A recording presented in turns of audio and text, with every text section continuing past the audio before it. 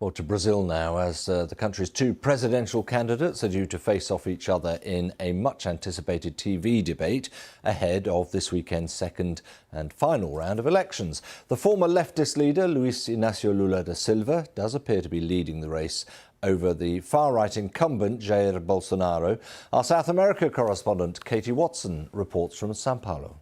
Brasil, acima de tudo!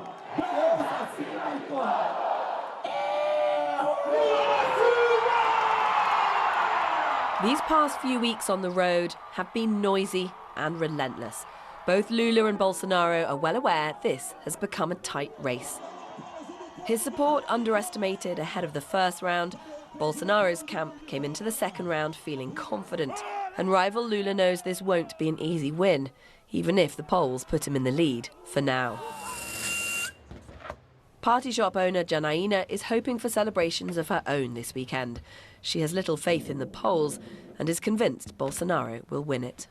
I don't believe in the polls. I go to the demonstrations and they're peaceful. It's beautiful. The green and yellow colors, families, children, babies in buggies. So the streets say the exact opposite of the polls. If you just looked at the demonstrations across Brazil, you'd see it's so different. Meu presidente Lula! In a campaign so prone to fake news, it's taken on even bigger dimensions these past few weeks. There have been accusations of Satanism, even cannibalism. This second round has descended into a holy war as the candidates vie for millions of religious votes. Lula's traditionally had more support from Catholic voters, and Bolsonaro, the ever-growing evangelical community. Valdinei Ferreira is one of the few evangelical pastors who thinks Bolsonaro has gone too far. Faith has been seized upon as a political identity, and people end up validating the Christian faith of someone based on the political choices they make. I'm choosing to vote for Lula because he just wants to be president. Bolsonaro is a candidate to be God. Politics has never felt so heated. Filipe's family's owned this newspaper stand for 3 generations, but much has changed. No political chit-chat with his customers. It's all become too personal.